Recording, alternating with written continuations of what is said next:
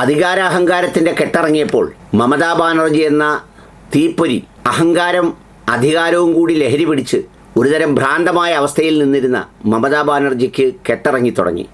യഥാർത്ഥത്തിൽ ആ കെട്ടിറങ്ങലും ആ സ്വഭാവമാറ്റവും ആ ശൈലീമാറ്റവുമാണ് അവിടെ നടക്കുന്ന സംഭവങ്ങളെപ്പോലെ ചർച്ച ചെയ്യപ്പെടേണ്ട ഒന്ന്.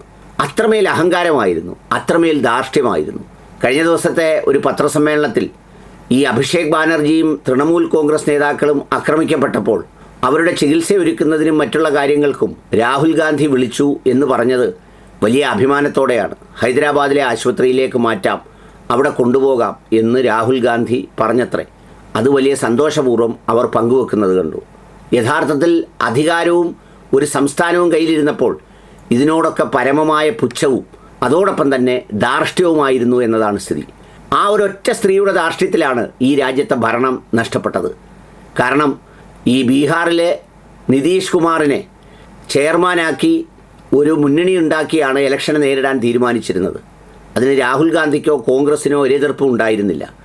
എന്നാൽ അദ്ദേഹത്തെ ആക്കിയാൽ താൻ വരില്ലെന്ന് വാശി പിടിച്ച് ആ മാറ്റമാണ് നിതീഷ് കുമാർ മറുചേരിയിൽ പോകുന്നതും ഈ ഇലക്ഷനൊക്കെ ഇങ്ങനെയായിത്തീരുന്നതുമൊക്കെ. ഏത് യോഗം വിളിച്ചാലും അവിടേക്കൊന്നും എത്തേണ്ട ആളല്ല താൻ എന്നൊരു ഭാവമായിരുന്നു. ആ അഹങ്കാരത്തിനുൾപ്പെടെയാണ് കടുത്ത തിരിച്ചടിയുണ്ടായത്. അതിൻ്റെ മാറ്റമാണ് ഇപ്പോൾ അനുഭവിച്ചുകൊണ്ടിരിക്കുന്നത്. അതുകൊണ്ടിപ്പോൾ കെ.സി. വേണുഗോപാൽ വിളിച്ചാലും രാഹുൽ ഗാന്ധി വിളിച്ചാലും ഒക്കെ ദേശീയ മാധ്യമങ്ങളോടും സാമൂഹ്യ മാധ്യമങ്ങളിലും പങ്കുവെക്കാൻ മമതാ ബാനർജിക്ക് ഒരു മടിയുമില്ല. എന്നാൽ മുൻപാണെങ്കിൽ അവർക്ക് പിച്ചക്കാശിൻ്റെ വില പോലും നൽകിയിരുന്നില്ല എന്നതാണ് സ്ഥിതിവിശേഷം. അതാണ് അധികാരത്തിൻ്റെ ഭ്രാന്തിറങ്ങുമ്പോൾ ഉണ്ടാകുന്നൊരവസ്ഥ. ഏതായാലും ആ മാറ്റം പൊതുവിൽ രാജ്യത്തിന് ഗുണമാകട്ടെ എന്ന് വിശ്വസിക്കാനാണ് എനിക്കിഷ്ടം.